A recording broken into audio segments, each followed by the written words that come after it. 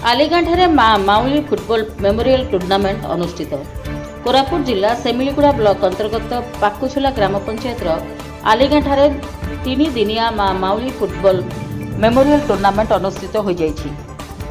ଏହି ଟୁର୍ଣ୍ଣାମେଣ୍ଟ ଦୀର୍ଘ ଦିନର ବ୍ୟବଧାନରେ ପ୍ରଥମ କରି ଆଲିଗାଁଠାରେ ଏକ ମେଗା ଫୁଟବଲ ଟୁର୍ଣ୍ଣାମେଣ୍ଟ ଦେଖିବାକୁ ମିଳିଛି। ଏକ ସୁନ୍ଦର ପ୍ରାକୃତିକ ପରିବେଶ ମଧ୍ୟରେ ଆଲିଗାଁର ରେଡ୍କ୍ରସ୍ ପଡ଼ିଆଠାରେ 56 ଗୋଟି ଫୁଟବଲ ଟିମ୍କୁ ନେଇ ଏକ ଦିବସୀୟ ମ୍ୟାଚ୍ ଚାଲିଥିବା ଦେଖିବାକୁ ମିଳିଛି।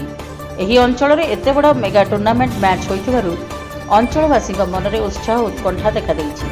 ଏହି ମ୍ୟାଚ୍କୁ ଦର୍ଶକମାନେ ମନଭରି ଉପଭୋଗ କରିଥିଲେ।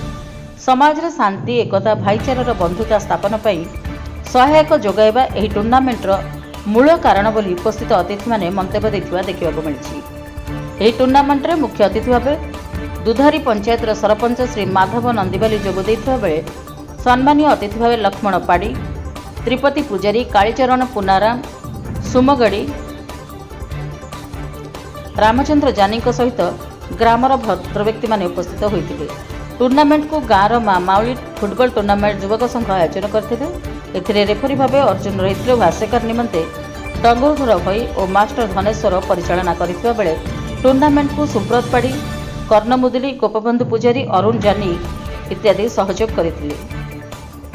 ସେମିଳିଗୁଡ଼ାରୁ ଗୋପୀ ଜାନିଙ୍କ ରିପୋର୍ଟ, ରିପବ୍ଲିକ ଓଡ଼ିଶା, ସାଧାରଣ ଲୋକଙ୍କ ସ୍ୱର।